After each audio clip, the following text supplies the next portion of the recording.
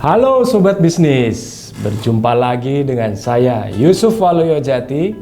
Kali ini kita akan berbincang-bincang dengan sosok muda, energetik, punya usaha luar biasa, dan aktif di partai politik sebagai PLT Ketua Umum Partai Solidaritas Indonesia, Giring Ganesa.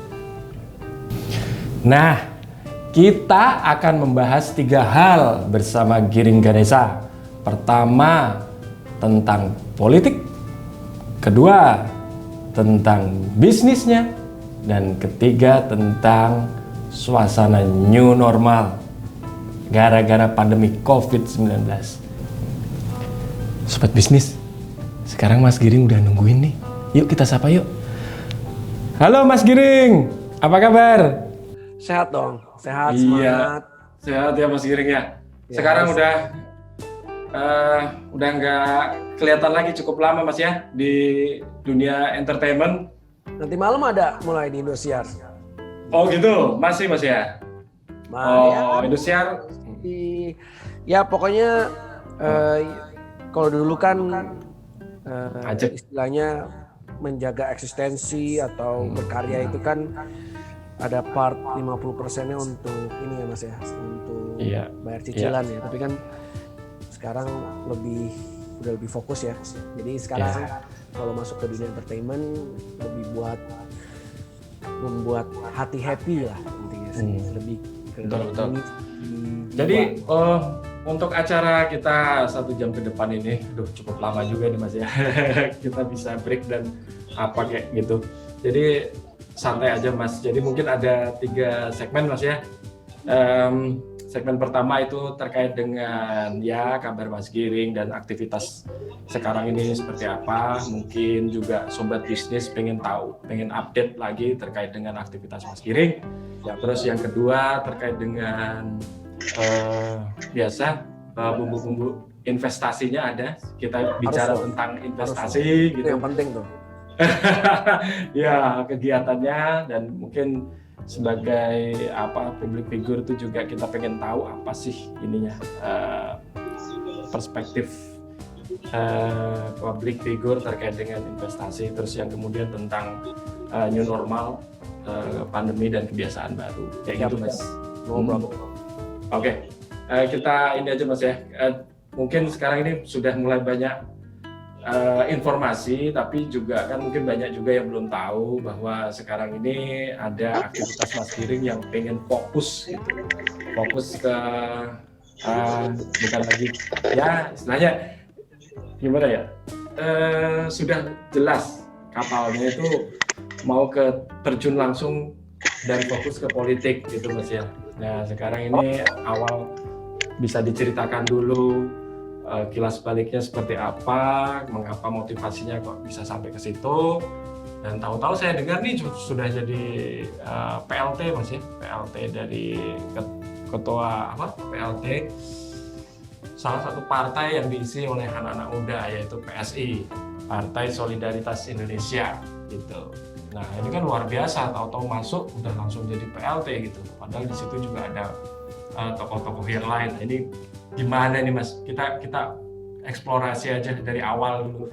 Boleh Mas Giring? Silakan kita butuh info langsung dari sumbernya. Siap, terima kasih Bro Yusuf. Mungkin langsung aja bahwa kalau isunya tentang tiba-tiba masuk ke politik mulai dari nyalek di tahun 2017, 18, 19, terus sekarang di 2020 melanjutkan perjuangannya Sis Grace Natali sebagai PLT Ketua Umum Partai Solidaritas Indonesia selama Sis Grace sedang melanjutkan studinya di Singapura. Memang itu adalah kalau menurut saya takdir yang saya tidak pernah tahu lah ya, tiba-tiba bisa sampai ke titik ini. Tapi yang jelas semenjak pertama kali saya istirahat dari Niji, terus habis itu saya fokus ke politik dan juga membangun industri e-sport, ya mungkin memang sudah menuju ke arah sana. Tapi saya tidak pernah merencanakan apapun di otak saya. Selalu beberapa bulan kemarin itu ya Ketua Umum Partai Solidaritas Indonesia adalah Sis Grace Natali, dan juga dia itu sebagai salah satu simbol yang kuat, simbol perjuangan kita juga. Dan ketika suatu sore dia bilang bahwa dia melanjutkan kuliahnya, saya juga cukup kaget dan meminta saya untuk melanjutkan sebagai PLT Ketua Umum. Saya terima karena satu adalah kecintaan kita terhadap Partai Solidaritas Indonesia dan bagaimana kita di DPP PSI itu memilih untuk mencari peran kita masing-masing. Maksud mencari peran kita masing-masing adalah ya sekjen kita Bro Raja Juli Antoni punya peran di struktural, sangat kuat di struktural dan pembangunan organisasi. Sis Grace sangat jago dalam proses fundraising dan juga sebagai simbol. Terus saya mungkin karena punya pengalaman membangun industri e-sport dan membangun perusahaan, jadi punya kelebihan manajerial dan juga kelebihan untuk membangun sesuatu yang bersifatnya startup. Karena bro, ini ada guyonannya bahwa PSI itu sebenarnya singkatan dari Partai Startup Indonesia, selain Partai Solidaritas Indonesia ya. Karena mentalnya mental startup, mentalnya egaliter banget. Terus habis itu juga saya pribadi juga selalu ngerasa bahwa PSI itu bukan sebuah partai saja, tetapi kita adalah pergerakan anak muda, pergerakan orang-orang berjiwa muda yang ingin keluar dari pola-pola lama partai-partai yang ada. Saya merasa bersyukur, saya merasa beruntung, dan juga ini tanggung jawab besar saya sebagai PLT Ketua Umum.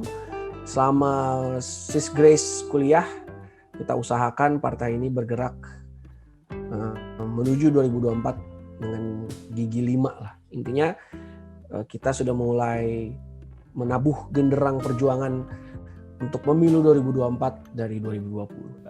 Menarik Mas, tadi katanya mungkin salah satu pertimbangannya Mas punya kemampuan manajerial ya, artinya kan sudah dibuktikan lah mengelola suatu perusahaan. Tapi kan kita lihat bahwa ini kan dunia politik gitu. Apakah sama ketika memanage politik itu sama dengan suatu kita mengatur dan mengelola perusahaan gitu. Perusahaan yang profit oriented. Jangan-jangan ini ketika masuk dunia politik dan ada kemampuan manajerial di situ, jangan-jangan untuk kepentingan profit oriented juga gitu. Ini bagaimana Mas meresponnya ini? Gimana nih Mas? Iya. Mungkin yang membedakan ya bro ya, kalau menurut aku ya pribadi ya, kalau di perusahaan dan juga di partai. Kalau misalnya di perusahaan itu profit oriented. Kalau di partai itu lebih orientasi goal depannya adalah lebih ke vote oriented, ya enggak? Lebih ke influence oriented, dan juga fokusnya ke public service oriented. Itu sih kalau kita di partai sih lihatnya seperti itu. Yang membedakan juga adalah bagaimana kita ngomong yang sama dulu kali ya.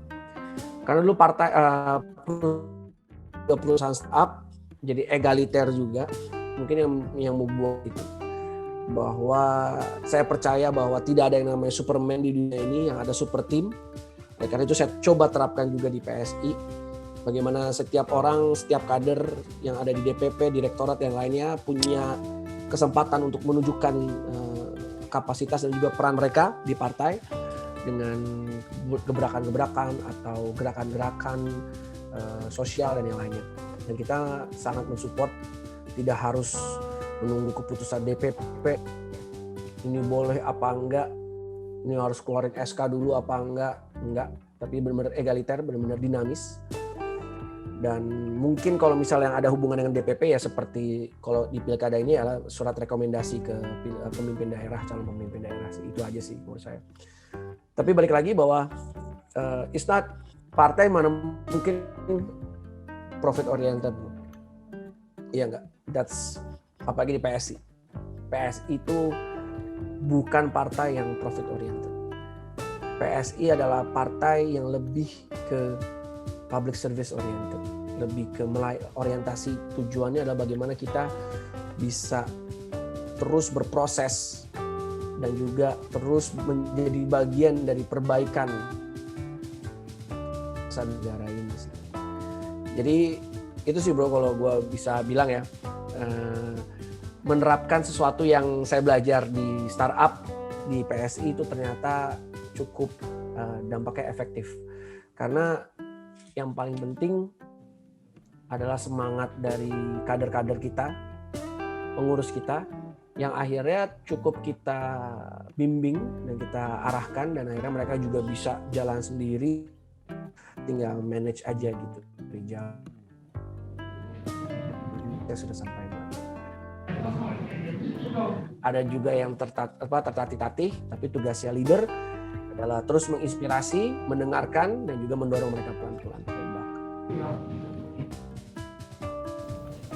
Ya, menarik, semakin menarik. Tapi gini, Mas Giring,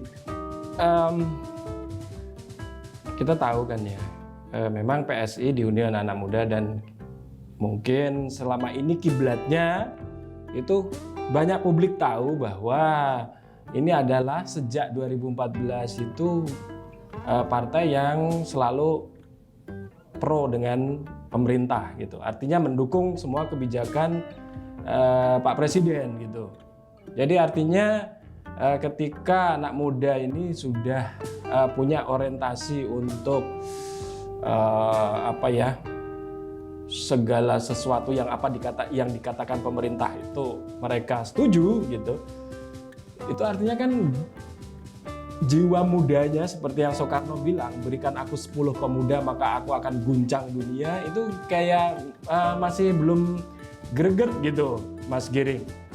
Nah, gimana? Apakah nanti dalam konstelasi 2024 ini dan seiring dengan Pak Jokowi sudah tidak lagi untuk menjadi presiden, ini formulasi seperti apa yang akan dibawa Mas Giring sebagai calon presiden nih ceritanya?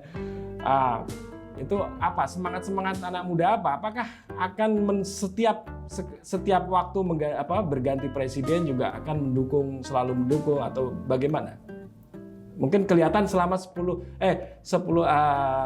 periode ini selalu di belakang Pak Jokowi, kita ngelihatnya seperti itu.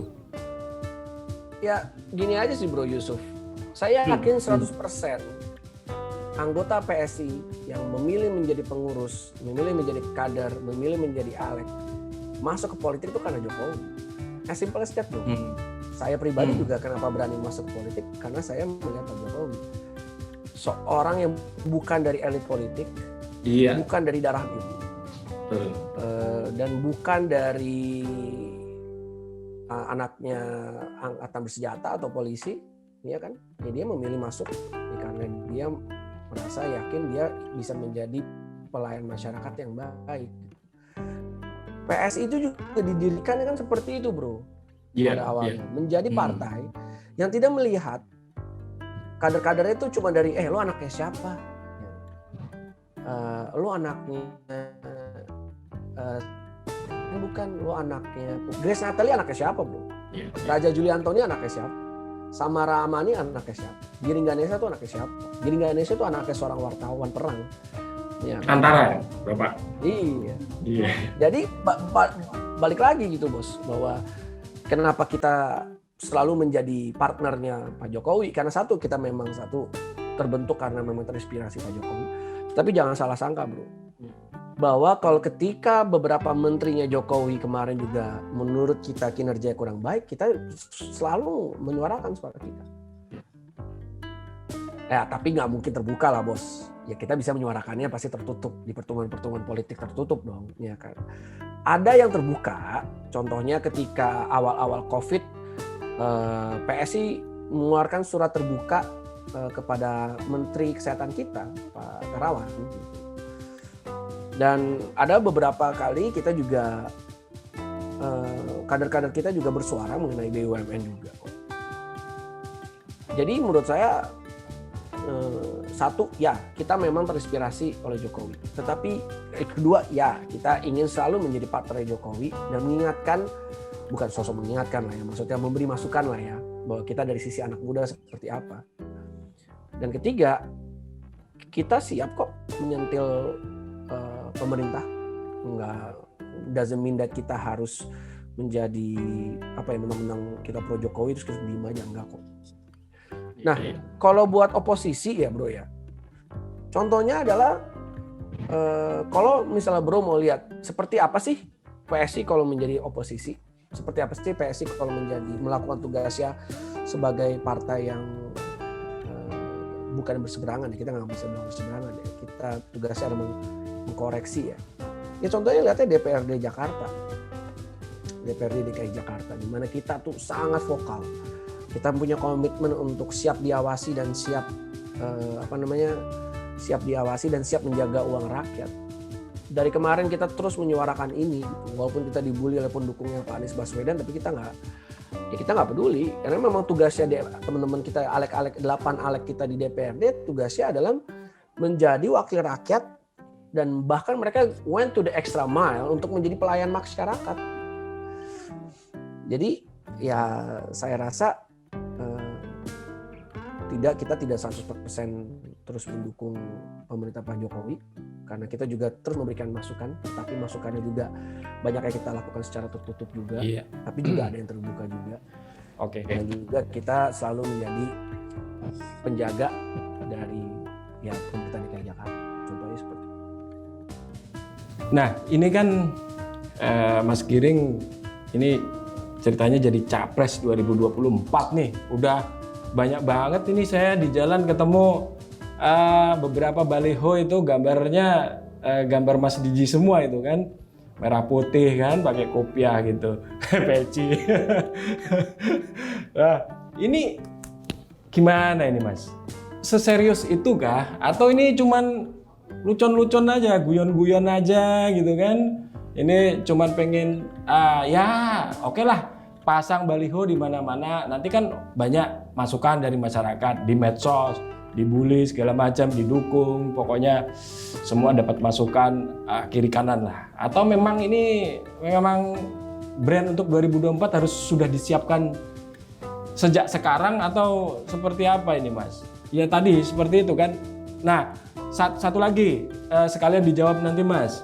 Ini kan sekarang ini proses pemilihan presiden kita itu kan sistemnya kayaknya kalau nggak salah itu masih presidensial threshold. Jadi kan mungkin hanya ya si A versus si B lagi ini yang mungkin akan terjadi. Jadi masih belum ada ruang untuk kita warga negara untuk berpartisipasi aktif menjadi presiden ataupun calon wakil presiden. Nah ini kan artinya dengan sistem presidensial threshold sampai sejauh ini gitu, dan keinginan Mas Giring untuk menjadi capres itu kan seolah-olah kesannya itu cuman guyon-guyonan atau lelucon-leluconan. Nah monggo diklarifikasi Mas sekarang Mas. Gimana Mas? Yang jelas bukan guyonan lah ya bro, dan bukan leluconan lah. Maksudnya kalau mungkin ada beberapa yang lainnya guyonan, tapi kalau saya sih serius lah bos. Nggak mungkin saya punya niat yang sebesar itu cuman buat lucu-lucuan, sayang banget bro. Ya nggak, kita sudah masang ratusan billboard dan juga kita sudah mempersiapkan kampanye buat sampai 2024, ya nggak mungkin lah lucuan. Jadi ya saya Giring Ganesa siap menjadi calon presiden Republik Indonesia di 2024. Dan misal kita ngomongin tentang presidential threshold, terus bro bilang ya nanti kemungkinan ya dia lagi, tapi kan bro harus ingat juga dong bro bahwa kita itu semua punya hak yang sama. Bro Yusuf juga punya hak yang sama. Bro Yusuf besok mau mencalonkan diri jadi presiden, Bro David juga bisa mencalonkan diri jadi presiden. Itu adalah hak dari setiap warga negara Indonesia. Kenapa kita mulai di tahun 2020? Ya sederhana bro, untuk bikin sebuah brand memang membutuhkan waktu dan investasi yang besar kan, dan investasi terbesar adalah waktu. Dan kita belajar banget dari pemilu 2019 bahwa waktu itu PSI cuma dikasih waktu 2 tahun dan ternyata 2 tahun itu kurang. Sudah waktu 2 tahun kurang, 2 tahun itu dipakai hanya untuk verifikasi faktual atau sifatnya verifikasi administratif. Jadi kita cuma ngurusin yang sifatnya administratif karena ternyata membuat partai itu sangat susah, ya kan. Kita tidak membeli partai lama, kita membuat benar-benar dari scratch, dari nol. Ya kan. Dan itu repotnya setengah mati, itu beratnya setengah mati. Tapi kita hanya, kalau bisa dibilang adalah kita satu-satunya partai yang lolos verifikasi dari Kementerian Hukum, ya kan. Jadi menurut saya itu adalah hal yang positif dari pergerakan anak muda ini. Dan saya itu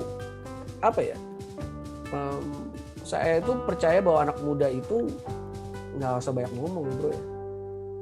Nggak usah banyak ngomong, ya banyak beraksi aja. Saya bukan tipe-tipe orang yang rajin posting di sosial media karena saya sibuk kerja. Saya bukan tipe-tipe orang yang bukan tipe-tipe orang yang hobi nge-tweet dan yang lainnya gitu. Karena jujur aja, memang dari darahnya saya adalah seorang pekerja yang turun langsung ke masyarakat, belusukan dan yang lainnya, silaturahmi. Satu lagi, untuk terakhir saya tanya tentang politik. Ya kalau misalnya kelamaan ini nggak cukup Mas, waktu 1 jam atau 2 hari pun. Karena pasti banyak hal yang menarik yang akan disampaikan Mas Giring. Tapi begini, untuk PSI sendiri kan setiap partai pasti punya target nih, kayak kita juga mengelola perusahaan lah, minimal begitu Mas. Nah untuk ini sekarang dipercaya jadi PLT dan sekaligus calon presiden 2024. Di tengah kondisi anak muda kita sekarang ini yang terlalu politik, males banget, sudah alergi, udah antipati, udah apatis semuanya.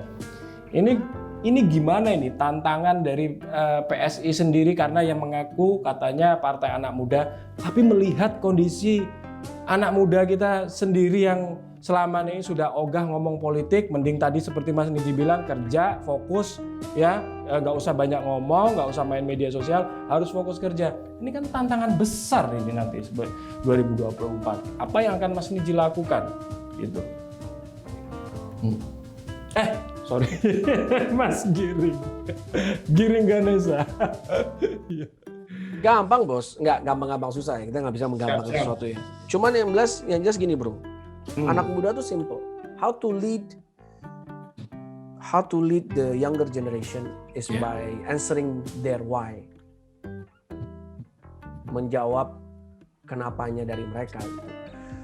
Contohnya kenapa kok, misalnya paling simple ya. Kenapa kok saya mau mendirikan UMKM kok susah misalnya. Kenapa kok saya mau mendirikan perusahaan susah? Kenapa kok saya mau berobat susah misalnya? Atau kenapa kok pendidikan itu mahal? Misalnya hal-hal yang seperti itu ya. Kenapa kok saya mau kuliah aja susah gitu misalnya, iya nggak? Begitu kita bisa menjawab semua kenapanya, walaupun memang tidak akan bisa menjawab semua kenapa dari anak muda. Tetapi kita bisa memperjuangkan apa yang concern mereka yang terbesar, itu pasti kita akan jadi dekat. Tapi yang paling penting bagi anak muda adalah memberikan sebuah tujuan dan juga leading by example. Karena anak muda tuh paling suka menjadi bagian dari sebuah pergerakan. Anak muda itu suka menjadi bagian dari sebuah komunitas. Anak muda itu suka berperan dengan cara mereka masing-masing. Oleh karena itu, ya kita sebagai gerakan anak muda merangkul mereka dengan caranya adalah ya leading by example. Menurut saya sih satu-satu caranya itu. Anak muda itu suka banget melihat bagaimana PSI itu selalu turun hadir dan kerja untuk masyarakat. Oleh karena itu terbukti elektabilitas kita naik terus dari pandemi ini. semua media bilang bahwa satu-satunya partai yang elektabilitasnya naik itu hanya PSI. Ya karena semua pengurus kita di daerah, semua anak muda di daerah yang menjadi pengurus kita, itu selalu turun, hadir dan kerja untuk masyarakat dan membantu masyarakat selama pandemi ini. Dan akhirnya kita juga bisa merangkul anak-anak muda yang memiliki feeling yang sama. Semua buat feeling nasionalisme, feeling gotong royong, feeling solidaritas untuk bisa membantu sesama. Oke, Mas Giring, lanjut. Terkait dengan investasi, ini kan juga banyak hal-hal yang kita tahu bahwa seorang public figure ini kalau sudah dapat duit, ya udah diserahkan ke ini aja, manajernya aja ngelola apa yang penting gue dapet gitu. Di saldo gue sisa sekian tapi gue mau keluarin uang ini ada, itu ada. Cuman mengelolanya ini yang mungkin masih banyak mereka alpa terkait dengan hal ini. Nah, kalau Mas Giring sendiri ngelihat ini sadar investasi dan pentingnya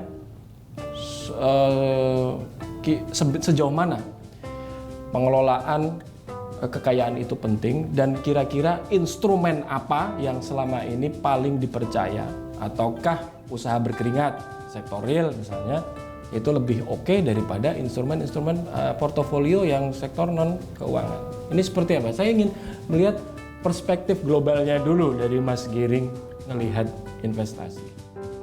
Terima kasih bro. Jadi memang pertama kali mulai berinvestasi itu semenjak ibu saya tuh khawatir saya belanja mulu waktu di album pertama ya.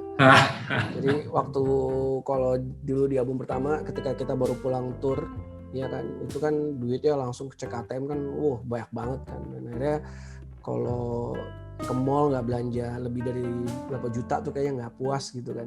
Iya. Terus ibu gue stres lah gitu, gila nih anak gue boros banget gitu. Terus akhirnya saya dikenalkan sama apa namanya, saya dikenalkan oleh seorang pengelola keuangan yaitu financial advisor ya, consultant ya. Namanya Likwina Hananto. Nah di situ saya belajar mengenai apa namanya instrumen-instrumen apa sih yang sebaiknya kamu gunain. Tapi sebelumnya adalah kita harus mengenal diri kita sendiri ya. Apakah kita tipe orang yang boros, apakah kita tipe orang yang bukan boros ya, tapi apakah mungkin kan ada orang yang terpaksa pengeluaran besar karena harus misalnya membiayai keluarganya, misalnya membayar KPR atau apapun. Atau misalnya ada pengeluaran-pengeluaran yang wajib gitu, misalnya menyekolahkan adiknya atau menyekolahkan diri sendiri gitu. Yang paling pertama kita harus mengenal apakah kita nih tipe-tipe orang yang spender, bukan spender boros tapi memang pengeluaran kita harus besar, atau memang kita sebetulnya adalah orang yang bisa berhemat dan juga akhirnya bisa saving gitu kan. Mulai dari situ kalau kita sudah tahu kita tuh seperti apa, kita harus tahu gitu, goal kita tuh apa. Contohnya dulu waktu saya mulai investasi, saya tahu goal saya satu adalah DP rumah, kedua DP gedung pernikahan, ketiga adalah mempersiapkan uang sekolah buat anak walaupun waktu itu belum nikah, tapi saya sudah tahu bahwa anak itu sekolahnya mahal. Habis itu banyak hal lain ya yang pengen saya beli gitu, atau liburan dan yang lainnya gitu. Begitu kita sudah tahu diri kita, sudah tahu goal kita, barulah kita pelajarin instrumennya apa, instrumen investasi apa nih yang cocok buat kita.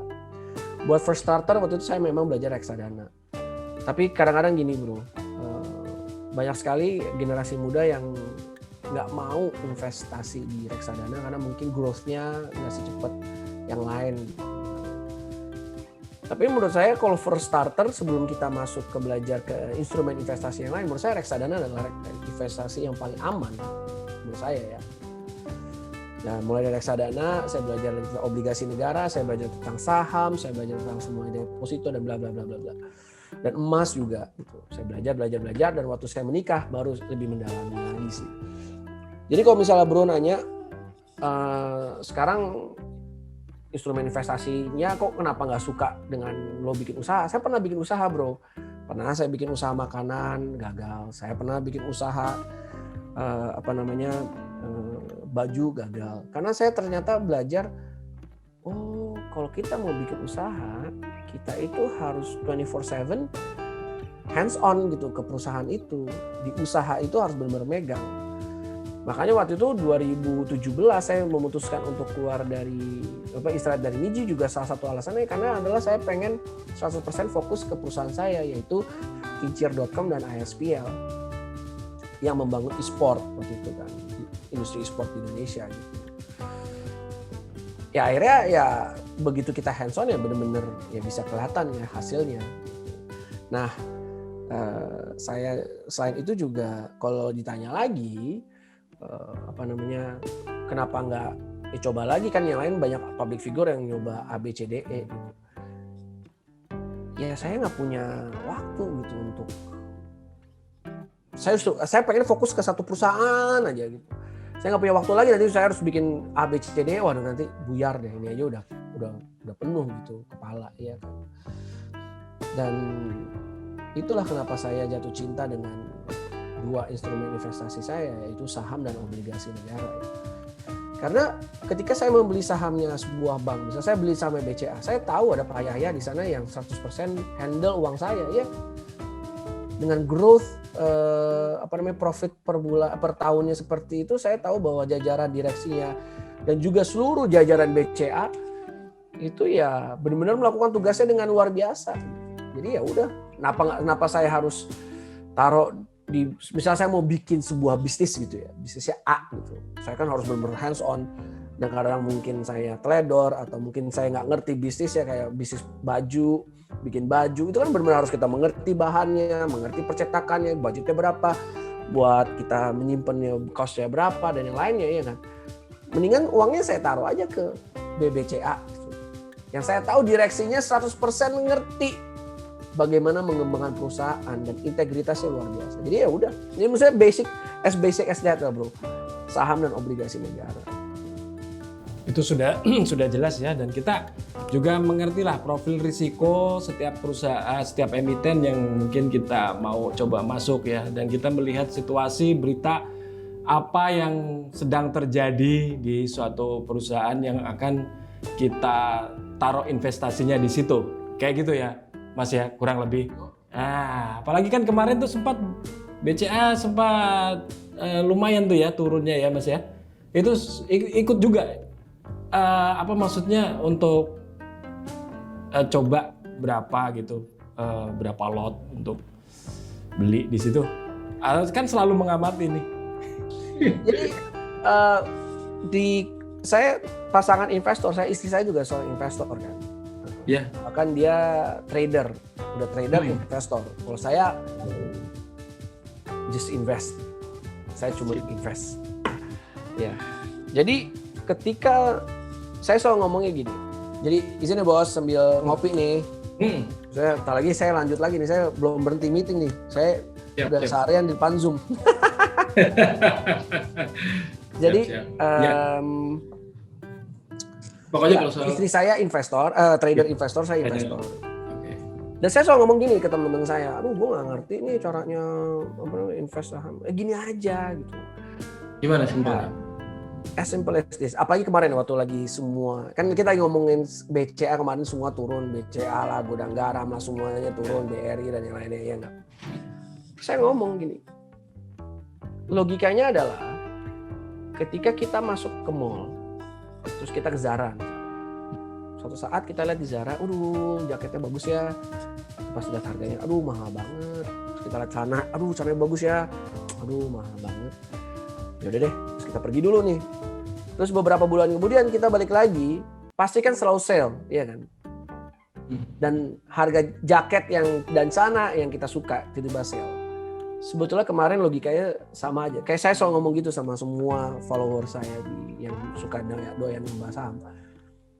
Bahwa ketika kita invest di perusahaan yang bagus, dan kita tahu kinerja keuangannya selama 5 tahun terakhir, bahkan 10 tahun terakhir, track recordnya juga super bagus.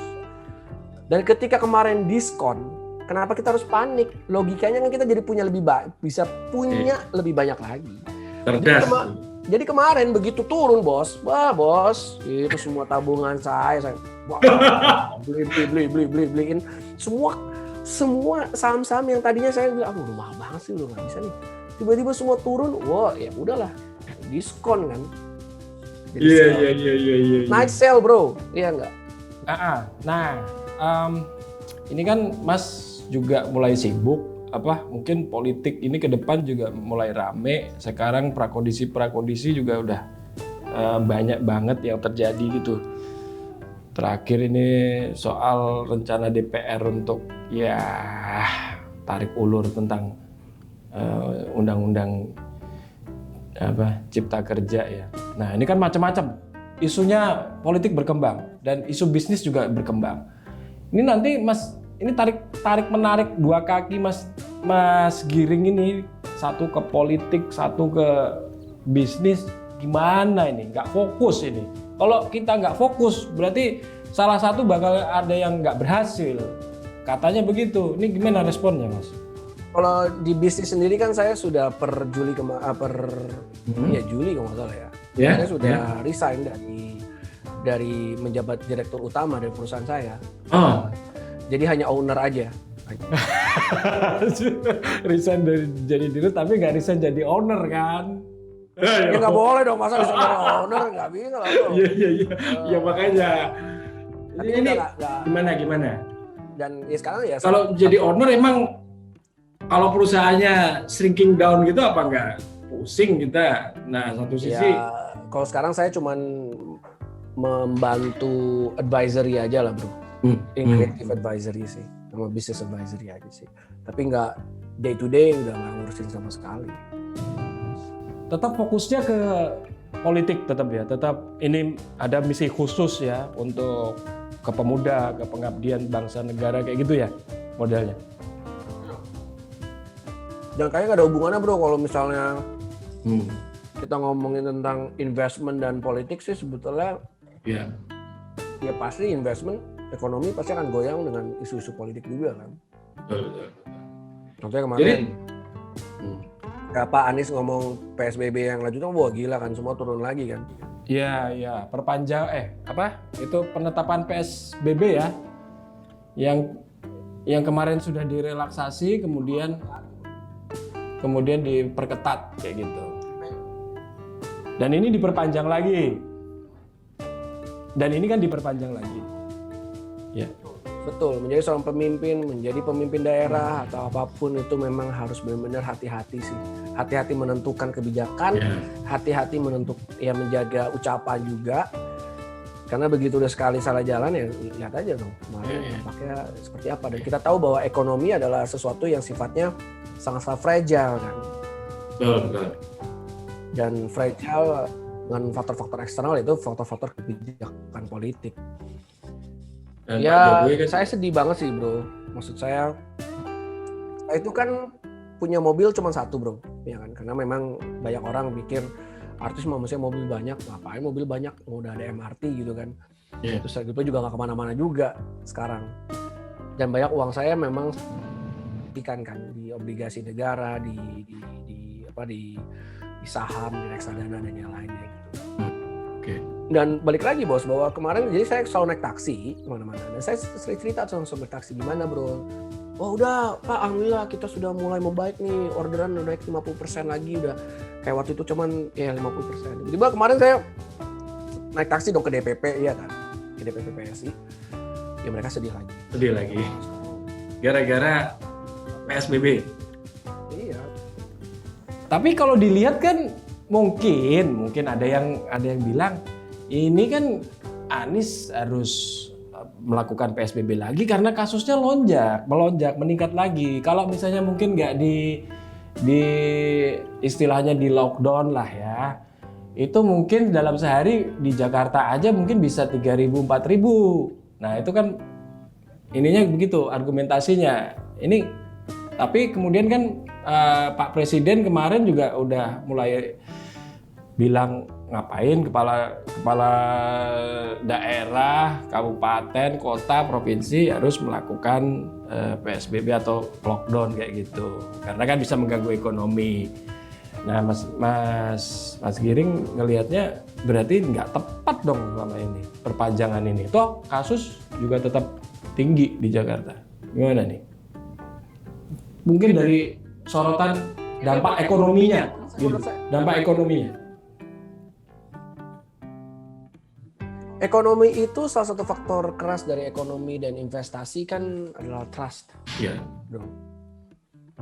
Kepercayaan orang berbisnis, kepercayaan investor luar untuk masuk ke dalam adalah trust bagaimana sebuah pemerintahan bisa menanggulangi COVID-19.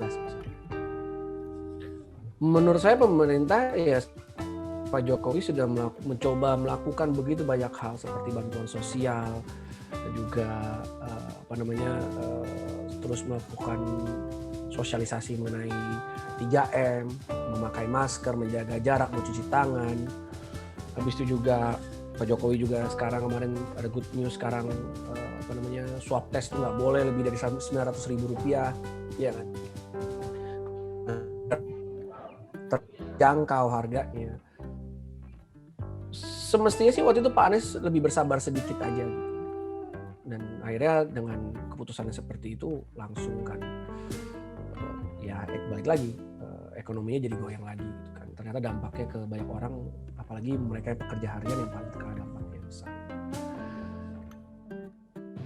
Kalau menurut saya obat yang paling mujarab buat COVID-19 selagi menunggu vaksin ini ada adalah disiplin dari setiap warga negara.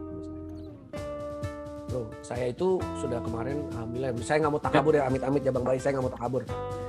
Tetapi setiap kali saya keliling daerah, saya selalu berusaha menjaga jarak, memakai masker, terus cuci tangan terus-terusan, pakai glove dan yang lainnya. Terus tidur cukup, makan yang cukup, vitaminnya masuk terus dan yang lainnya. Saya kemarin sudah jalan ke Semarang, ke Bali, ke Tangsel, belusukan ke Jakarta, kemarin juga baru di Bengkulu naik pesawat. Dan setiap kali pulang langsung swab test dan alhamdulillah hasilnya selalu negatif. Intinya adalah mendisiplinkan diri aja sih sebetulnya. Kalau misalnya warga negara kita semua kompak, disiplin aja, benar-benar jaga jarak, pakai masker, cuci tangan, dan insya Allah sih ya virus ini bisa cepet lah hilangnya. Mungkin gini, kira-kira nih di era new normal kayak gini Mas, apa yang paling sulit sampean lakukan ya, Mas lakukan nih ketika orang lain pada tidak disiplin mengenakan masker, mencuci tangan dengan sabun, dan menjaga jarak. Ini Mas hal yang paling mungkin ya sedikit-sedikit kendor lah ininya. Itu kira-kira di apa gitu Mas? Mungkin selama pandemi ini gitu. Kalau misalnya nggak ada bagus, itu kan berarti teladan kayak gitu. Cuman mungkin Mas bisa memberikan advice atau ya semacam mungkin saran kayak gitulah kepada warga nih, kepada pemuda nih, harusnya kalau di tengah situasi seperti ini kita kan susah sebenarnya beradaptasi dengan new normal. Ini teknik yang Mas sendiri lakukan apa sebenarnya gitu. Ini kan new normal. Kalau saya boleh cerita sih bro, bahwa saya sama istri saya itu kan pengguna MRT ya. Iya. Karena jarak antara rumah saya ke stasiun Lebak Bulus itu cuma 5 menit naik MRT. Okay. Untuk naik Gojek. Oke. Gojek online. Jadi saya selalu naik MRT, terus habis itu janjian sama istri saya dan lainnya. Terus satu hal yang saya perhatiin zaman sebelum pandemi, kita ngomongin zaman sebelum pandemi, itu di MRT ada aja yang batuk, ada yang pilek, terus begitu saya sampai kantor pasti ada yang batuk, ada yang pilek, ada yang diare, ada yang tifus, ya. Terus kalau saya lagi meeting gitu misalnya di tempat klien saya dulu ya, terus kayak lagi di atas gedung itu abu-abu langitnya gitu kan. Dan saya sadar bahwa hidup di Jakarta adalah hidup di tempat yang sebetulnya perkotaan besar yang kurang sehat. Makanya dari dulu saya sudah membiasakan diri memakai masker. Oh, sudah sejak sebelum COVID ya. Sebelum COVID gitu. Karena Nah, istri iya. itu mulai dari istri saya yang selalu nyediain saya masker. Jadi udah jadi kebiasaan, bukan lagi new normal ya. Kebiasaan Buat- karena begitu kita turun dari stasiun MRT nih, Iya. macet kan, asap di mana-mana gitu kan. Terus nyampe rumah juga pasti langsung mandi karena kan kayak ngerasa bahwa kayak muka kalau kita lap kan langsung kayak hitam gitu kan, itu polusi semua gitu Iya. kan, bro, ya. Jadi itu sih bro. Iya. Menurut aku, saya yakin ke depannya, masa depan manusia akan terus memakai masker. Menurut saya ya. Cuman kan generasi muda selama ini kan ya nggak istilahnya terlalu menyepelekan gitu protokol 3M ini. Kan kita masih banyak mereka yang ya anak muda paling kalau kena juga OTG gitu kan. Nggak merasa, tapi dia memang dampaknya dia berbahaya buat orang lain meskipun mungkin daya tahan tubuhnya kuat ya. Tapi hal-hal yang sepele yang seharusnya bisa mencegah orang lain tertular, ini anak-anak muda ini kadang bandel-bandel juga nih Mas. Gimana nih Mas? Nggak bisa disamaratakan lah bro. Oh iya sih. Iya. Nah gitulah. Karena Iya. Enggak banyak bisa juga kok sama yang- sih. Udah yang- mulai sadar, udah mulai banyak untuk banyak juga kok yang nggak anak muda juga nggak pakai masker dan nggak. Contoh yang paling simpel ya bro, kemarin gue baru Iya, keluar benar. kota lah. Jadi saya saksi mata sendiri gitu, orang pakai masker tapi masih cepaka-cepiki. Mana sih? Lu pakai masker masih cepaka-cepiki, sama juga bohong dong ya kan? gitu. Jarak nggak ini. Begitu masuk lift nih, udah jelas Iya. liftnya cukup buat 5 orang, begitu dipaksain sampai, saya sampai ke pojokan tuh saya tahan nafas sampai bener-bener aduh gitu nih apa gini amat gitu kan. Iya. Ya memang kesadarannya nggak cuma anak muda bro, hampir semua banyak juga yang nggak sadar gitu, dan nggak takut, sok-sok nggak takut aja, sok-sok paling kuat gitu. Nah disitulah menurut saya ketika kita sudah menurunkan kewaspadaan kita, justru disitulah kita yang paling berbahaya. Kalau dilihat dari secara umum, mungkin ini pertanyaan terakhir. Kita ini kan rekor juga nih kalau dari sisi jumlah kasus, Mas. Sampai sekarang ini kan kita masih terbesar kedua ya setelah Filipina gitu di Asia Tenggara, di Asia Tenggara, di ASEAN gitu. Ini bakal sampai kapan ini? Kita bertambah terus, jangan-jangan nanti kita akan menyalip Filipina menjadi urutan pertama ini untuk kasus positif COVID. Ini kok selalu bertambah. Ini ada apa sebenarnya? Kalau dilihat dari perspektif calon presiden Republik Indonesia 2024 nih bagaimana ini melihat kita ini, dan bagaimana sih solusinya ini untuk melawan wabah ini? Apakah cukup dengan vaksin dan lain protokol kesehatan? Mungkin apakah ada cara lain yang bisa atau gimana solusinya? Mas melihat bagaimana ini? Saya lihat bahwa salah satu yang paling harus kita lakukan adalah pendeteksian ya. Mestinya dari bulan-bulan awal memang swab test itu harganya harus se-affordable mungkin. Agar setiap kota atau daerah bisa melakukan swab test massal, intinya seperti itu sih. Karena begitu kita sudah tahu, kita bisa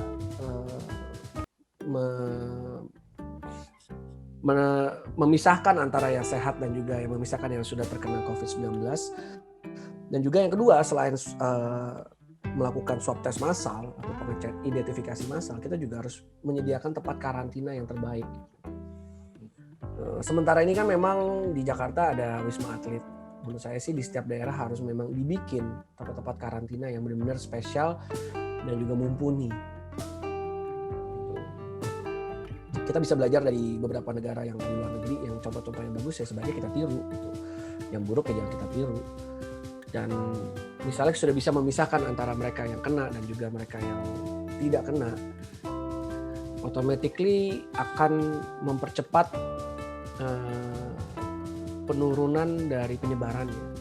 Sekarang problemnya adalah banyak orang yang kena aja nggak tahu, bro. Iya kan? Saya kemarin baru baca tuh salah satu majalah, liputan majalah lah di salah satu media terkenal di Indonesia. Ini cerita bahwa dia itu bapaknya sampai almarhum karena nggak ada yang sadar bahwa ternyata satu keluarga itu sebetulnya kena, tapi mereka nggak ada sadar. Mereka kira ya ini tifus nih, ini masuk angin nih, gitu-gitu kan. Jadi kalau menurut saya begitu kita merasakan badan kita nggak enak, udah deh langsung aja swab test. Swab test kan mahal, nggak semua orang mampu, Bang. Nah sekarang ya kan undang-undang alhamdulillah sudah murah ya kan. Karena begitu sekarang, begitu orang sudah tahu dan dia tahu, otomatis kalau memang dia sebetulnya gue ngerasa baik-baik aja kok, ya OTG gitu ya harus langsung self quarantine. Gitu. Atau misalnya tiba-tiba memang dia punya gejala, yang memang harus langsung ditangani dengan orang yang tepat, dokter yang tepat. Karena ya bahaya kalau kita sebagai carrier kita nggak tahu apa-apa, kita bertemu sama orang, ya walaupun kita pakai masker, tapi kan tiba-tiba kita buka sebentar maskernya buat makan, terus kita tiba-tiba cerot ada ludah kita hampir ke mangkanya dia, kita nggak pernah tahu bro. Gitu. Jujur deh sih bro, kalau saya sih terus mempelajari lah dunia setelah COVID. Tapi yang jelas bro, after this the world will change 100% akan kebiasaan kita, kebiasaan pola konsumsi kita, pola kita berinteraksi, hubungan bilateral antar negara, pariwisata, entertainment, semua pasti akan berubah. Pertanyaan paling terakhir sebelum kita tutup acaranya ini, Mas. Ini paling terakhir. Tadi terakhir, ini sekarang paling terakhir. Nah. Andaikan sekarang ini Mas Giring Ganesha Djumario itu menjadi Presiden Republik Indonesia dan dihadapkan pada kasus COVID-19 sekarang ini, apa yang akan Mas prioritaskan? Kesehatankah atau ekonomikah? Gitu. Itu aja Mas. Gimana? That's a good question. Yang jelas kalau misalnya kita runut ke belakang ya, misalnya ini terjadi gitu dari bulan Maret, begitu saya lihat wah ini ada Wuhan, pasti wah ini ada apa nih di Wuhan. Saya kan pasti akan langsung minta Kementerian Luar Negeri untuk benar-benar inspeksi sedetail mungkin apa yang kira-kira dampaknya untuk Indonesia. Preventif apa yang bisa kita lakukan. Dan tidak menyepelekan bisa ada ciri-ciri dari pandemi ini gitu kan. Yang kedua adalah saya pasti akan mengecek lagi ke menteri saya gitu, apalagi Menteri Kesehatan, apakah dia mampu dengan worst scenario. Ini ada worst scenario nih. What if ada penularan seperti ini? Apakah Pak Terawan siap apa enggak? Gitu. Misalnya siap, caranya seperti apa? Dan bagaimana caranya agar negara tidak panik dan ekonomi juga tidak goyang. Menurut saya ini bukan masalah pemilihan ekonomi dulu atau kesehatan. Tetapi ini adalah masalah apakah negara sebetulnya basically sudah siap apa. Karena kalau boleh jujur, siapa sih yang nggak siap mengalami pandemi sebesar ini? Negara mana sih yang siap? Makanya saya yakin setelah pandemi COVID-19 ini semua negara pasti akan lebih meningkatkan lagi awareness mereka untuk virus-virus seperti ini. Karena ini kemungkinan besar bisa kejadian lagi kok. Dengan tingkat perpindahan manusia seluruh dunia dengan cepatnya lewat pesawat dan international airport, potensi untuk menular seperti ini bisa kejadian lagi. Jadi kedepannya pasti nanti akan dibuat lembaga khusus, kalau saya ya khusus untuk mengatasi dan juga mencegah bila terjadi adanya kasus-kasus pandemi. Kita akan investasi besar-besaran. Siap, Mas Giring Ganesha. Terima kasih sudah bersedia berdialog dengan Bisnis TV. Menyisihkan waktu berharga bersama kami, kurang lebih sekitar 1 jam. Dan ini kami berterima kasih sekali. Mudah-mudahan Mas dan semua rencananya itu bisa sukses, bisa terwujud semuanya. Dan selalu sehat, diberikan kesehatan dan lebih rezeki yang lancar dan bahagia, terus bahagia.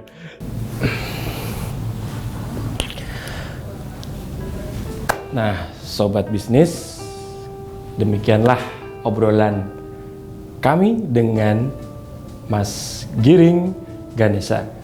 Mudah-mudahan kita bisa mengambil banyak manfaat dari perbincangan tadi. Sampai jumpa pada episode berikutnya yang pasti bakal lebih seru